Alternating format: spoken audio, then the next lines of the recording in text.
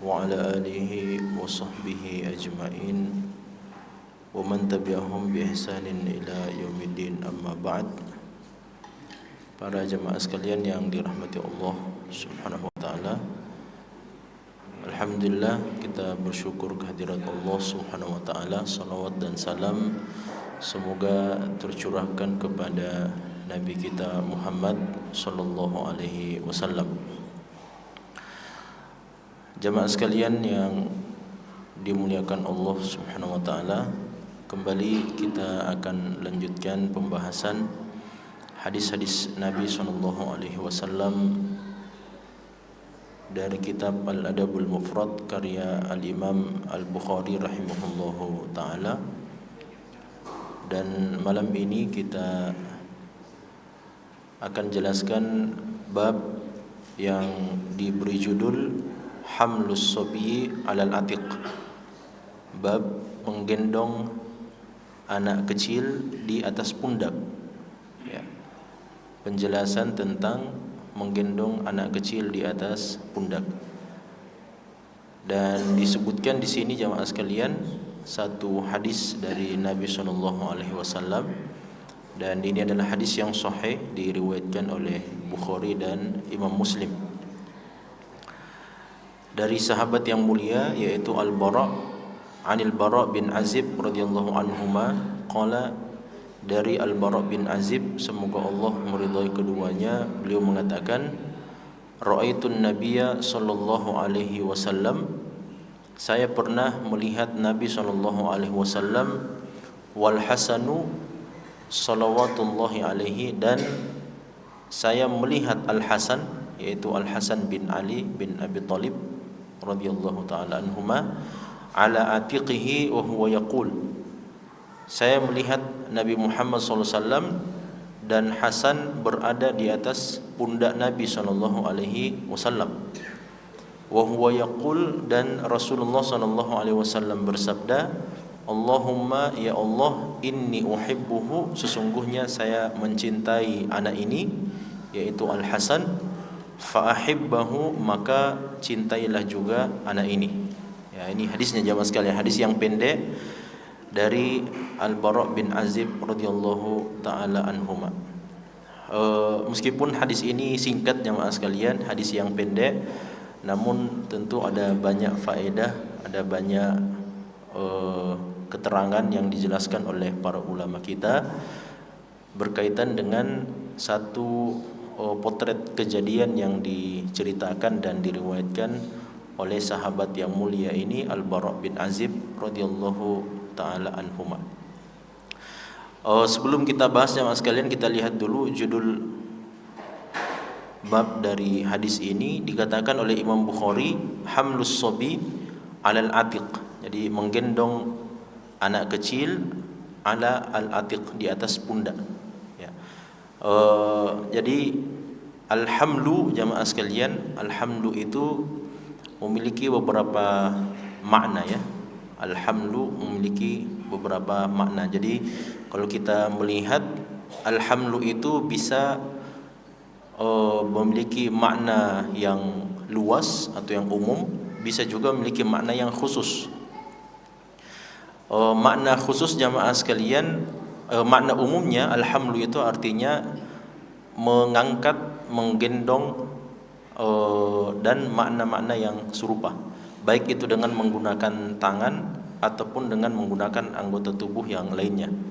Makanya di sini dikatakan hamlus sobi alal atiq. Jadi anak kecil yang digendong ini, dia digendong dengan menggunakan al-atiq. Atiq itu artinya pundak. Ya. Dan ketika dikatakan hamlus sobi alal atiq, mengangkat atau menggendong anak kecil dengan pundak, itu berarti modelnya jamaah sekalian adalah dengan satu buah pundak saja. Ya. Jadi ini al-mankib, kemudian ini adalah al-unuq, kemudian ini yang di tengah-tengah adalah al-atiq. Jadi antara antara tulang yang besar ini jamaah sekalian dengan leher kita, itu yang disebut sebagai al-atiq. Jadi kelihatan dari judul bab ini jamaah sekalian, dan juga ini kan diambil dari bunyi lafaz yang diriwayatkan oleh Al-Bara' bin Azib. Beliau mengatakan wal hasanu salawatullahi alaihi ala atiqihi. Beliau mengatakan ala atiqihi, atiq itu artinya satu pundak saja. Padahal sebenarnya biasa kalau kita menggendong anak kecil biasanya dia diletakkan di dua pundak, ya kan? Kedua kakinya berada di dua pundak kita. Itu berarti hamlus sabiyyi 'alal atiqaini. Begitu ya bunyi lafadznya. Hamlus sabiyyi 'alal atiqaini. Jadi mengangkat atau menggendong anak kecil di atas kedua pundak. Nah, ini dikatakan 'alal atiq itu artinya bahwa Nabi SAW menggendong Hasan ini jamaah sekalian dengan menggunakan satu pundaknya. Dan yang nampak wallahu alam adalah dengan pundak yang sebelah kanan. Ya, karena Nabi SAW dalam hadis yang lain, hadis Aisyah, beliau mengatakan kana Nabi SAW yu'jibuhu at-tayammun. Nabi SAW itu selalu mendahulukan yang sebelah kanan untuk urusan-urusan yang baik, ya, untuk memberikan sesuatu, kemudian untuk mengambil sesuatu, untuk beliau berpakaian, untuk beliau menyisir, untuk beliau dan seterusnya. Maka selalu beliau menggunakan atau mendahulukan yang sebelah kanan baru kemudian yang sebelah kiri. Nah, makanya di sini juga bisa difahami dari hadis ini jamaah sekalian bahwa Nabi SAW menggendong Hasan dalam hadis ini dengan menggunakan pundak beliau yang sebelah kanan. Kemudian jamaah sekalian, makna alhamlu secara umum itu juga bisa bermakna alhamlu menggendong dengan tangan, menggendong dengan lengan, atau mengangkat. Alhamlu seperti saya mengangkat misalnya saya mengatakan ahmilu hadal mindil, saya mengangkat tisu ini. Nah, itu juga bisa dikatakan kata alhamlu juga. Jadi mengangkat, menggendong, membawa dan seterusnya. Itu memiliki makna alhamlu. Itu makna secara umum. Entah itu dengan pundak kita seperti hadis ini atau dengan menggunakan lengan kita. Kalau kita menggendong anak kita misalnya, maka itu juga dikatakan alhamlu. Kemudian dengan menggunakan jari jemari kita, itu juga alhamlu, dikatakan sebagai alhamlu, membawa, ya. Kam hamilta atau kam hamilta minan nuqud. Berapa banyak uang yang kamu bawa? Padahal sebenarnya yang membawa itu kan bukan tangan kita, bukan pundak kita, tapi yang membawa itu adalah dompet kita kan, karena uangnya ada di dalam dompet. Tapi dikatakan berapa banyak uang yang kamu bawa, itu juga menggunakan kata alhamlu. Jadi hamlu itu maknanya banyak jamaah sekalian. Alhamlu itu maknanya banyak. Kemudian ada juga alhamlu untuk makna yang lebih khusus.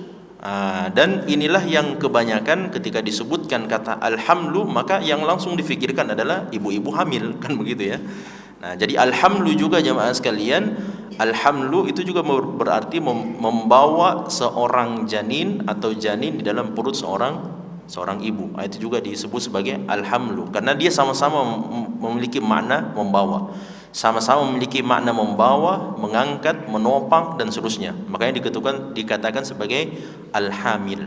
Alhamil artinya ibu yang sedang membawa janinnya atau membawa anaknya. Nah, itu makna yang khusus jamaah sekalian, sehingga karena dia adalah makna yang khusus, makanya tidak masuk di dalamnya, ini kalau kita belajar bahasa Arab ya, tidak masuk di dalamnya pengaruh untuk laki-laki dan perempuan. Itu tidak masuk di dalamnya. Karena apa? Karena ini adalah makna yang khusus. Jadi tidak dikatakan jamaah sekalian imra'atun hamilatun. Jadi imra'ah itu artinya perempuan. Kalau dia perempuan, maka sifatnya jamaah sekalian itu harus disebutkan perempuan juga. Jadi itu dalam kaidah bahasa Arab seperti itu. Namanya sifatun mausuf. Bagaimana orang yang disifati, maka begitu juga sifatnya. Contoh jamaah sekalian, kesamaan antara orang yang disifati dengan sifatnya itu adalah kalau dia laki-laki, maka sifatnya juga harus laki-laki. Nah, itu bedanya antara bahasa Arab dengan bahasa-bahasa yang lain. Kalau kita tidak bisa bedakan seperti itu. Bahasa Indonesia, bahasa Inggris tidak bisa dibedakan jamaah sekalian.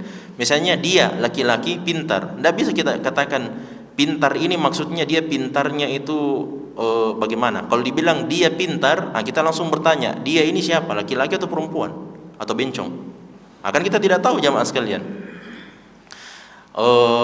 Tapi kalau bahasa Arab jamaah sekalian, bahasa Arab langsung ketahuan. Huwa dzakiyun. Itu langsung ketahuan. Oh, berarti ini laki-laki. Hiya dzakiyatun. Oh, berarti dia perempuan. Itu langsung ketahuan karena kalaupun disembunyikan siapa orangnya, contoh misalnya namanya seperti nama perempuan padahal dia laki-laki. Hudzaifah itu saya waktu datang ke ke Dukcapil sini di mana itu? Dukcapil untuk Rapocini. Saya bilang anak kedua saya namanya Huzaifah. Oh, perempuan Pak di. Saya bilang Hudzaifah itu laki-laki. Hudzaifah laki-laki. Tapi orang karena ada ahanya di belakang, orang Indonesia langsung pikir semua yang aha di belakang seperti Fatimah, Aisyah dan sebagainya, dikira perempuan itu. Itu orang Indonesia. Ada juga teman itu namanya Hamdalah. Oh, perempuan Ananta. Hamdalah itu laki-laki. Nah, itu adalah nama laki-laki, bukan nama perempuan. Tapi karena ada ahanya di belakang, ini kalau seandainya dikatakan Hudzaifah dzakiyatun, itu salah. Karena Hudzaifah sendiri laki-laki, kenapa sifatnya perempuan? Jelas ya. Tapi khusus jamaah sekalian, kalau dia untuk sifat yang khusus tidak dimasuki laki-laki atau perempuan, karena dia adalah sifat yang khusus, maka tidak dikatakan imra'atun, wanita hamilatun. Tidak dibilang begitu. Karena apa? Tidak ada laki-laki yang hamil. Jelas ya? Yang hamil itu cuma perempuan saja. Maka dibilang imra'atun hamil, wanita yang hamil. Tidak dikatakan hamilatun. Tun itu jamaah sekalian itu tamarbuta, penanda untuk perempuan.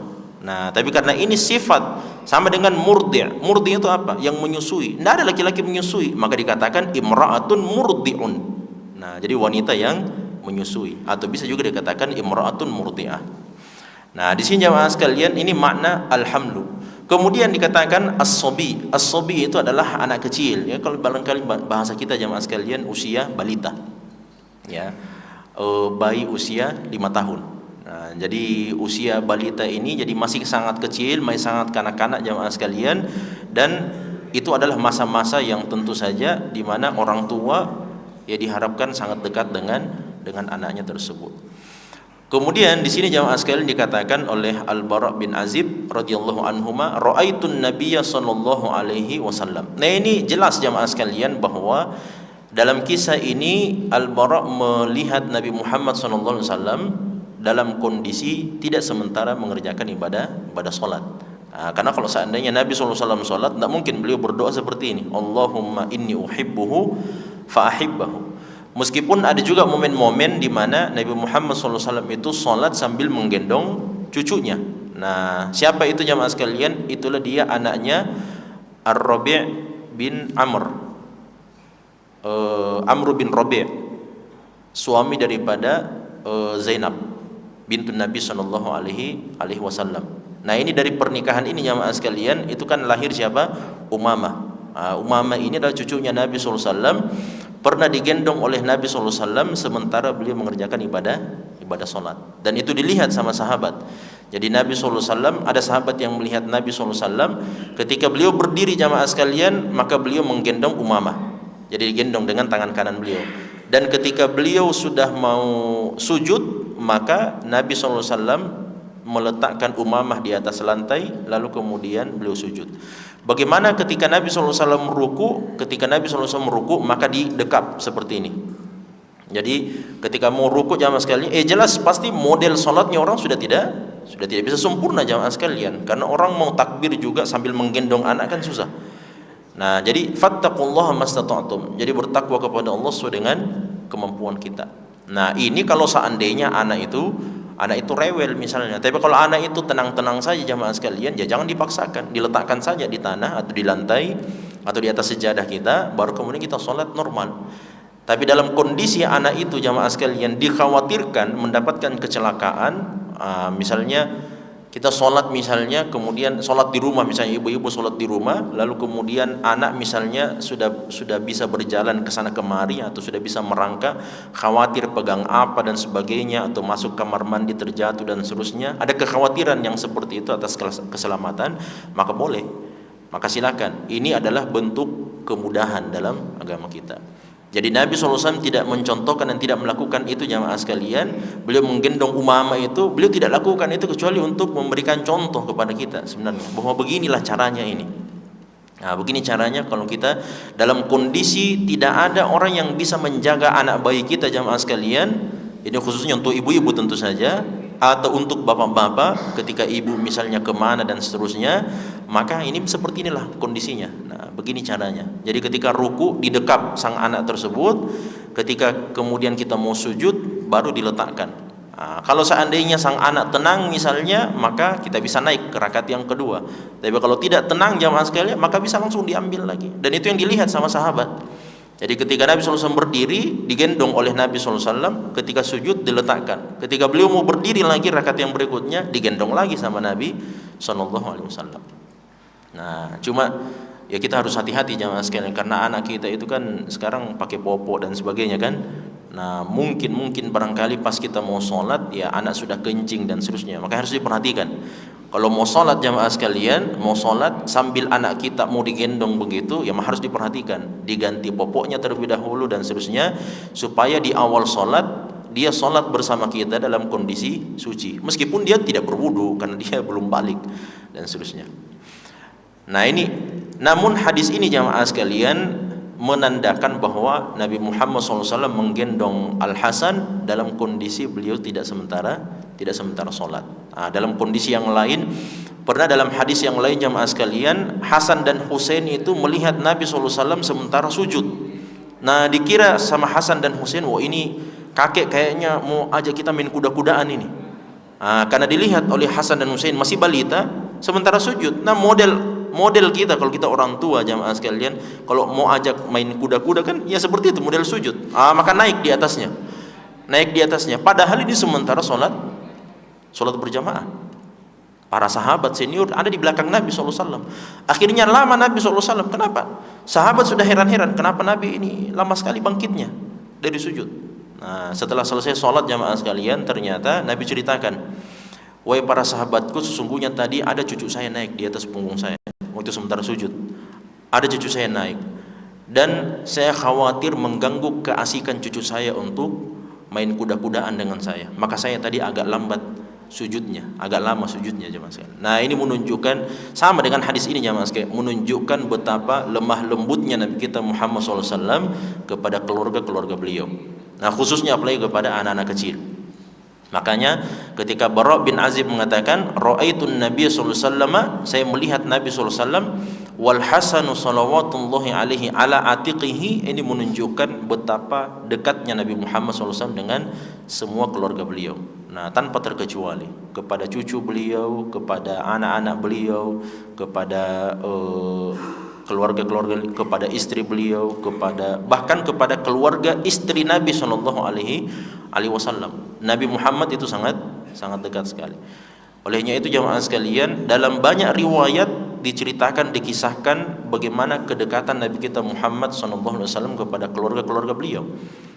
Suatu ketika jamaah sekalian, Nabi SAW ini pernah kita ceritakan juga, Nabi SAW sementara duduk bermajelis bersama orang Arab Badui. Ada orang Arab Badui, laki-laki. Kemudian Nabi SAW didatangi sama Hasan dan Husain. Karena Hasan dan Husain datang, maka dicium oleh Nabi SAW, dicium keningnya oleh Nabi SAW. Kemudian Arab Badui ini bertanya, wahai Muhammad, Anda mencium anak kecil? Dia kaget. Kenapa bisa Anda mencium anak kecil? Dia bilang, saya itu di rumah, di kampung, saya punya 12 orang anak. Tidak ada satupun anak saya yang saya cium. Nah, itu karena memang jamaah sekalian karakter orang-orang namanya A'rab. A'rab itu artinya orang-orang Arab Badui, orang-orang Arab pedalaman. Arab pedalaman itu jamaah sekalian, mereka punya kekurangan karena tata krama mereka itu sangat jauh dari kebanyakan orang-orang yang sudah hidup di perkotaan. Dan kelebihan mereka jamaah sekalian karena fitrah mereka itu masih bersih, masih suci fitrahnya mereka, dan kecerdasan mereka dan seterusnya. Itulah makanya orang-orang Arab dahulu jamaah sekalian, ketika ada anak-anak mereka yang sudah lahir kemudian masuk usia remaja atau masih kecil-kecil, mereka itu biasanya dibawa ke pedalaman. apalagi ketika mereka tinggal di kota Mekah, karena di kota Mekah itu sudah banyak bahasa yang bercampur di dalamnya, maka khawatir orang-orang Arab agar kemudian anak-anak mereka bisa mempelajari bahasa Arab yang murni jamaah sekalian, maka dikirim ke pedalaman Arab, ke orang-orang Arab Badui. Nah, itulah dia jamaah sekalian, kita faham dan kita mengerti bagaimana kisah Nabi SAW. Kisah Nabi SAW, kenapa ibunya mengirim Nabi Muhammad SAW kecil kepada Halimatus Sa'diyah. Halimatus Sa'diyah wanita yang menyusui Nabi Muhammad SAW. Karena Halimatus Sa'diyah adalah wanita yang orang Arab Badui sebenarnya jamaah sekalian. Apalagi memang karena karena bahasa Arab yang diinginkan oleh sang ibu jamaah sekalian atau Aminah, mudah-mudahan bahasa Arab orang-orang Arab Badui yang masih murni itulah yang pertama kali didapatkan oleh Nabi kita Muhammad SAW. Makanya dalam hadis yang sahih Nabi mengatakan, ana afsahul Arab, saya adalah orang Arab yang paling fasih bahasanya. Itu dalam hadis Nabi yang sahih. Karena apa? Karena beliau memang sejak masih kecil jamaah sekalian sudah dikirim untuk belajar bahasa Arab dari orang-orang Arab Badui. Nah, karena kebersihan mereka, karena bahasa mereka yang masih murni dan tidak tercampur berbeda dengan orang perkotaan. Sekarang kalau kita pergi ke Jakarta jamaah sekalian, susah kita ketemu dengan orang yang bisa berbahasa Indonesia yang sesuai dengan kosakata ejaan yang disempurnakan. Nah, bahasa mereka luar biasa. Nah, oleh karenanya Nabi Muhammad SAW di sini jamaah sekalian, dalam hadis tersebut atau dalam cerita itu, orang Arab Badui ini berkomentar kepada Nabi SAW dan mengatakan, saya punya 12 orang anak, tidak ada satupun yang saya cium di antara mereka. Karena menurut mereka jamaah sekalian, kebiasaan mereka bahwa mencium anak kecil itu merendahkan kewibawaan seorang bapak, menurut anggapan mereka.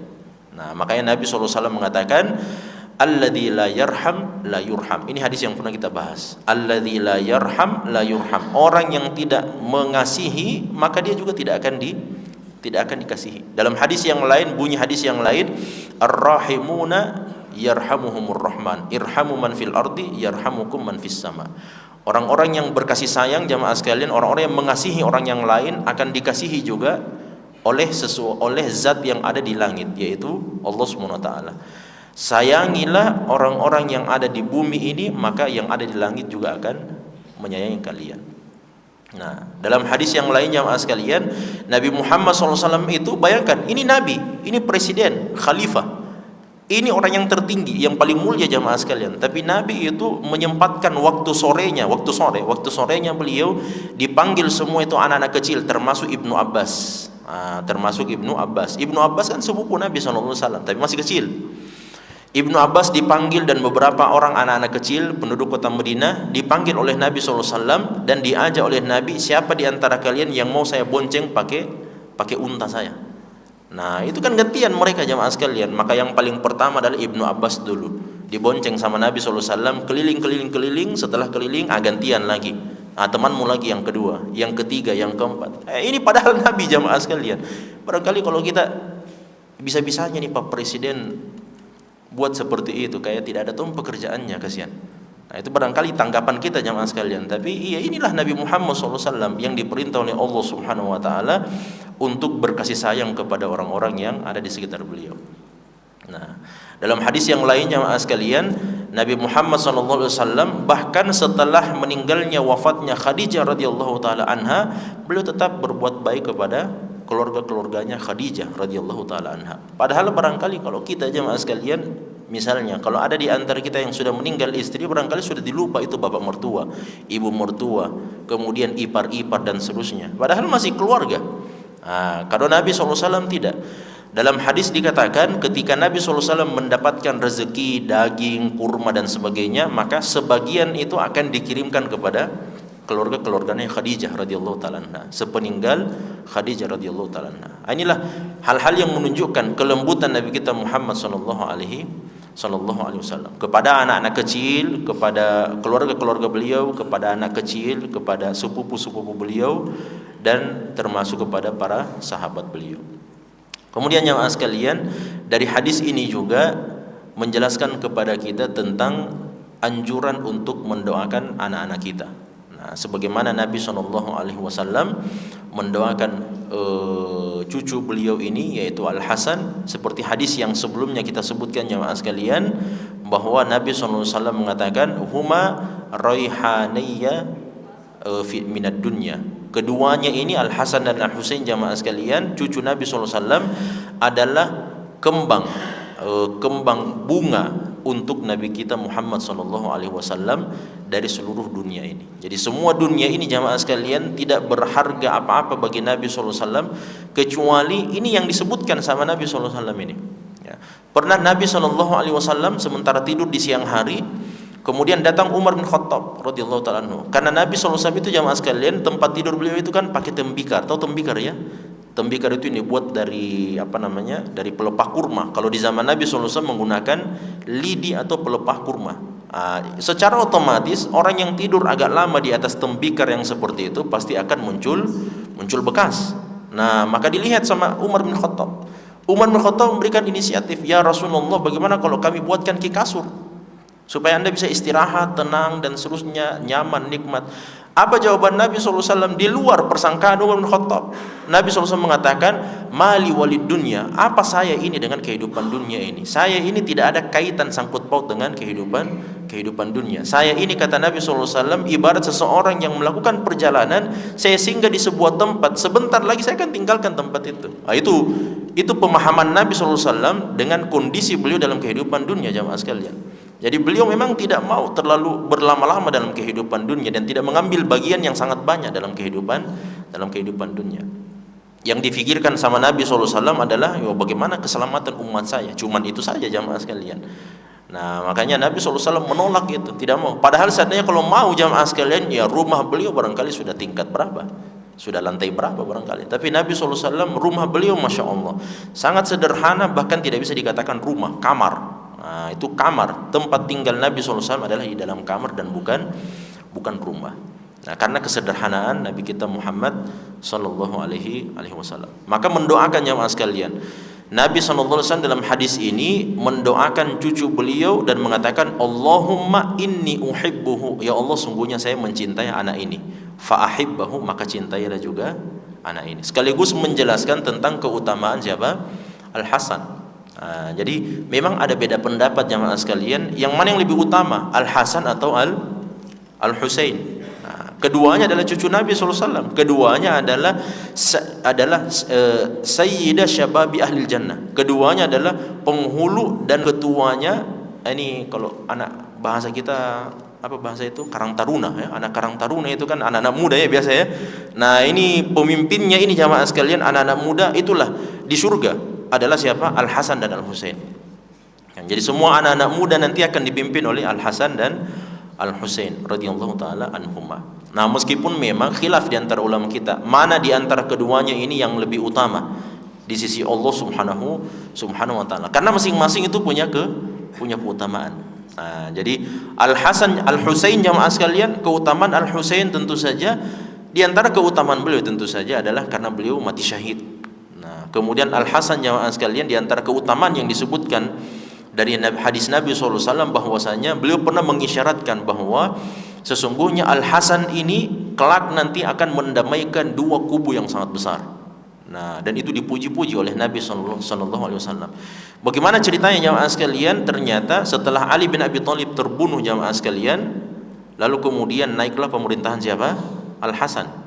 Nah, naik pemerintahan Al Hasan, namun karena masih gonjang-ganjing di masa itu oleh Muawiyah dan sahabat-sahabat yang lainnya, akhirnya Al Hasan kemudian memakzulkan dirinya dan meminta kepada Muawiyah untuk naik memimpin. Nah, itulah makanya untuk mendamaikan jamaah sekalian antara kubu yang sebelah dengan kubunya Muawiyah, maka Al Hasan kemudian memakzulkan dirinya. Jadi beliau mundur dari kepemimpinan supaya dua kubu ini bisa lebih tenang. Tapi ternyata setelah itu muncul lagi gonjang-ganjing karena masih adanya orang-orang Khawarij.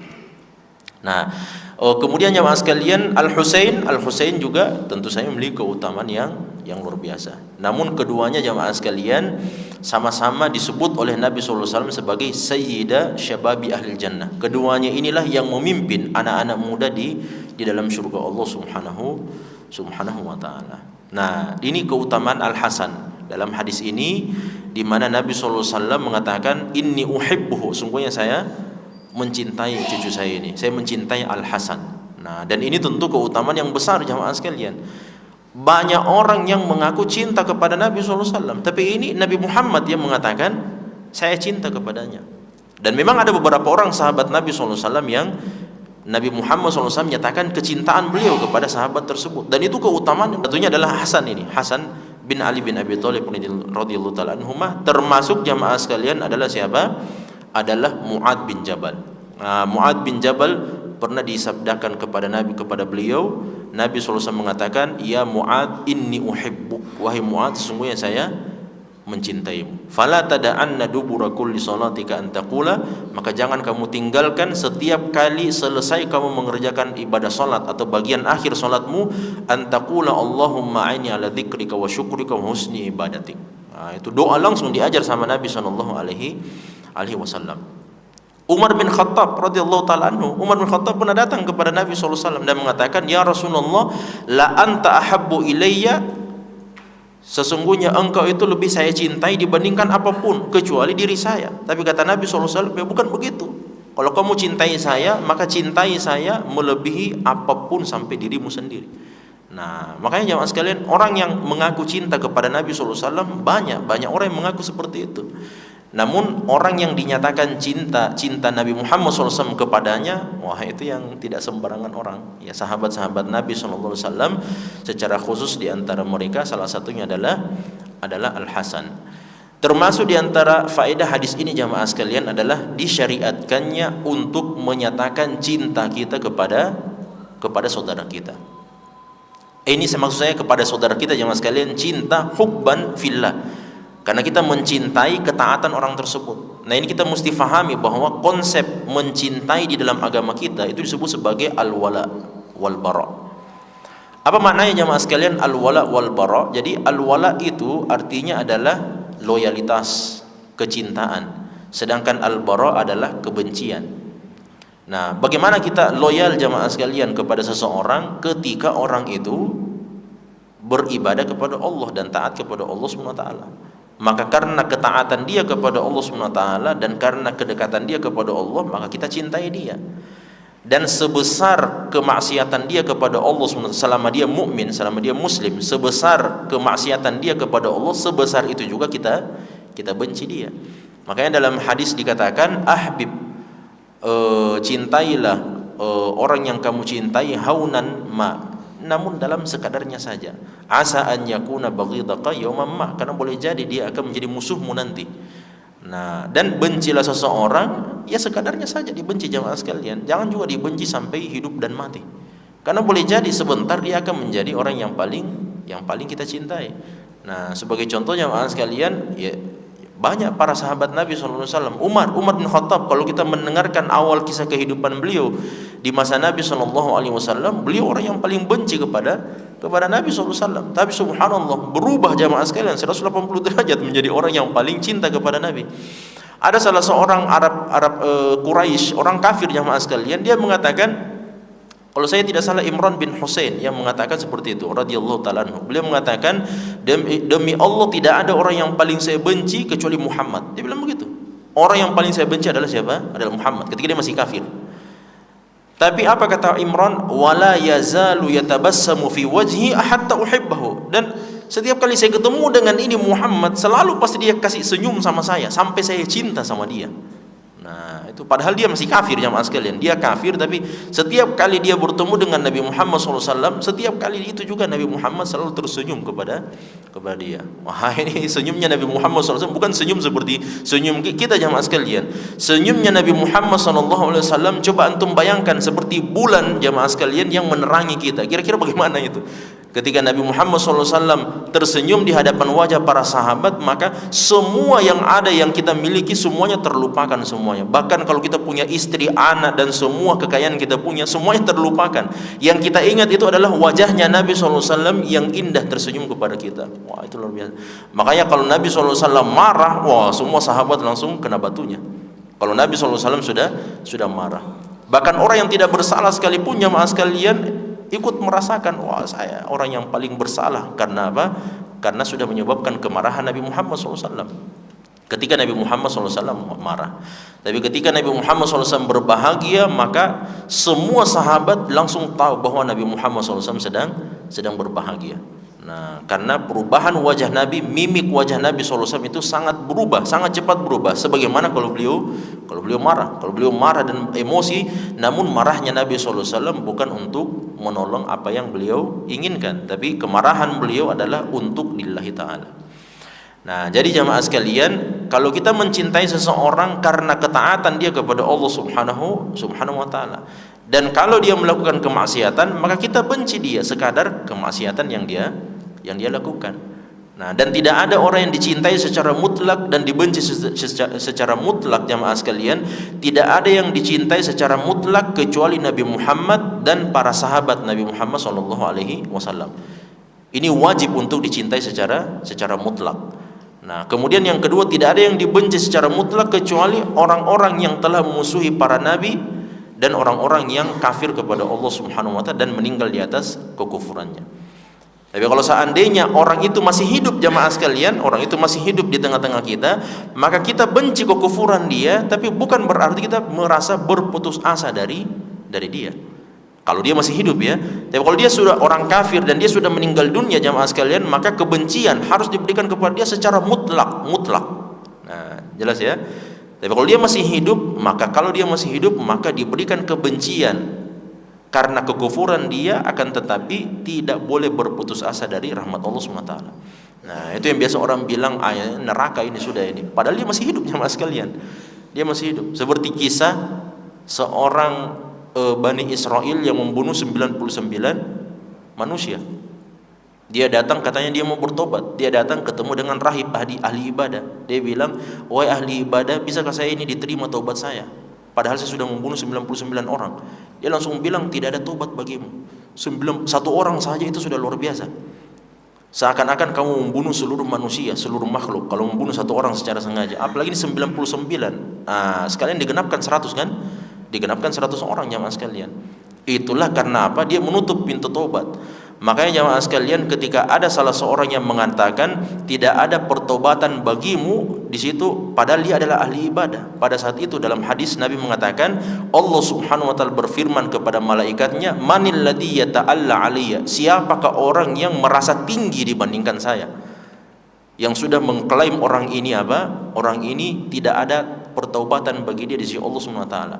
Maka apa kata Allah dalam hadis tersebut? "Ushidukum ayyuhal malaika," wahai para malaikatku, saya persaksikan kalian semuanya menjadi saksi bahwasanya saya sudah mengampuni dosanya ini si ahli maksiat, dan saya perintahkan kepada si ahli ibadah ini untuk memulai dari nol kembali.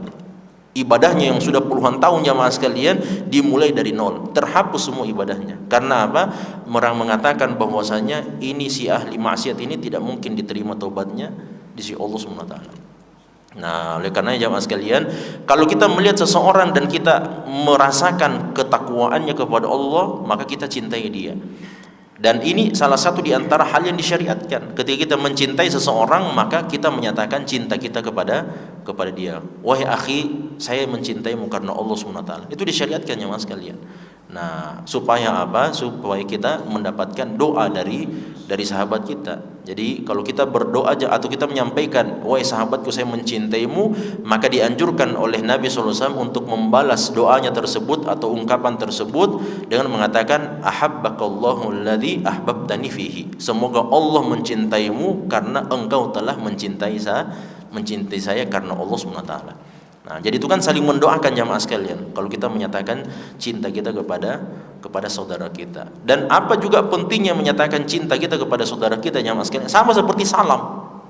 Apa sebenarnya pentingnya salam itu, jamaah sekalian? Assalamualaikum warahmatullahi wabarakatuh. Kan orang fahamnya bahwa kita ucapkan salam berarti kita doakan dia. Padahal sebenarnya ada lebih dari itu. Ya, kita faham semuanya. Mudah-mudahan mendapatkan keselamatan, rahmat dan berkah dari Allah. Tapi makna yang lebih penting, jamaah sekalian, daripada sekadar kita mendoakan itu, kita mau sampaikan sama saudara kita, Anda itu aman di sisi saya. Tidak mungkin saya berbuat buruk sama Anda, karena saya sudah doakan, begitu ya. Nah, kecuali kalau kita bermuka dua, jamaah sekalian, kita doakan dia, kemudian sebentar kita tusuk dari belakang, kita munafik kepada dia. Tapi kalau kita sudah ucapkan salam, harusnya pada saat itu juga kita mengatakan Anda itu selamat di sisi saya. Tidak mungkin saya berbuat buruk sama Anda, karena saya doakan Ki. Nah, itulah hikmahnya jamaah sekalian. Dalam hadis yang sahih Nabi mengatakan, kalau ada orang yang sedikit jumlahnya ketemu dengan jumlah yang lebih banyak di jalan, maka siapa yang memulai salam? Yang sedikit. Ya kan? Yang sedikit mengucapkan salam kepada yang banyak. Kalau ada yang berjalan, maka yang berjalan ucapkan salam kepada yang duduk. Bukan yang duduk ucapkan salam kepada yang berjalan. Itu sunnahnya jamaah sekalian. Apa hikmahnya sebenarnya itu? Kenapa yang berjalan, yang di atas kendaraan mengucapkan salam kepada yang berjalan, yang berjalan mengucapkan salam kepada yang duduk? Kata ulama kita jamaah sekalian, karena orang yang di atas kendaraan itu lebih mudah mendatangkan mara bahaya kepada orang yang berjalan. Ada orang naik mobil jamaah sekalian, kemudian dia kajil-jil, dia tidak lihat saudaranya di jalan, dia bisa tabrak itu jamaah sekalian. Tapi kalau dia ucapkan Assalamualaikum warahmatullahi wabarakatuh, tidak mungkin dia sudah salam kemudian dia pergi tabrak orang. Jelas ya? Itu bertolak belakang dengan ucapannya jamaah sekalian. Nah, orang yang berjalan dengan orang yang duduk, yang mana yang lebih mungkin memudaratkan, orang yang duduk atau orang yang berjalan? Ya, orang yang berjalan pasti. Ya, orang yang berjalan. Nah, makanya jemaah sekalian, orang yang berjalan ini adalah yang dianjurkan pertama kali mengucapkan salam. Jadi seakan-akan mereka mengatakan, bagaimanapun kondisi Anda itu aman di sisi saya, dan saya tidak mungkin memudaratkan kalian. Itu fungsinya jemaah sekalian kalau kita mengucapkan salam dan kalau kita mengucapkan rasa cinta kita, menyampaikan bahwasanya kita mencintai saudara kita tersebut. Kemudian yang terakhir jamaah sekalian, dari hadis ini juga Nabi kita SAW mengajarkan bahwasanya kita wajib untuk mencintai keluarga Nabi SAW. Nah, sebagaimana Nabi Muhammad SAW menunjukkan cinta beliau kepada seluruh keluarga beliau, bahkan kepada cucu-cucu beliau, maka kita juga sebagai seorang Muslim yang beriman kepada Rasulullah SAW juga wajib dan memberikan tempat khusus kepada keluarga-keluarga Nabi kita Muhammad sallallahu alaihi wasallam. Dan termasuk jamaah sekalian, di antara bentuk kecintaan kita dan penghormatan kita adalah kepada seluruh keturunan Nabi sallallahu alaihi wasallam. Karena kita yakini itu jamaah sekalian dalam hadis yang sahih, ya meskipun perdebatan yang sangat panjang tentang masalah nasab Nabi sallallahu alaihi wasallam, tapi kita yakini jamaah sekalian dalam hadis yang sahih beliau mengatakan, saya tinggalkan kepada kalian dua hal. Yang pertama adalah Alkitab, yaitu Al-Quran, dan yang kedua adalah itrati. Itrati itu artinya keturunan saya. Nah, ini beda hadisnya jamaah sekalian dengan hadis Nabi mengatakan, inni taraktu fikum amrayni ma in tamassaktum bihima lan tadillu abadan, kitaballahi wa sunnati. Itu beda hadisnya. Saya tinggalkan kepada kalian dua hal, kalian berpegang teguh dengan dua ini tidak mungkin tersesat. Yang pertama Al-Quran, yang kedua adalah sunnah Nabi SAW. Itu hadis yang lain. Nah, hadis yang satu tadi ini jamaah sekalian, Nabi mengatakan bahwa saya pesankan kepada kalian untuk dijaga, yaitu Al-Quran, dan yang kedua adalah itrati, keturunan saya. Artinya dihargai, dihormati, dicintai, dimuliakan, dan seterusnya. Nah, sebagaimana Nabi kita Muhammad SAW telah mencintai seluruh keluarga beliau. Jangan dirahmati Allah SWT. Ini pelajaran-pelajaran yang bisa kita sampaikan, mudah-mudahan ada manfaatnya. Hadanallahu yakum ajma'in, wa akhiru da'wana anil hamdulillahi rabbil alamin. Wassalamualaikum warahmatullahi wabarakatuh.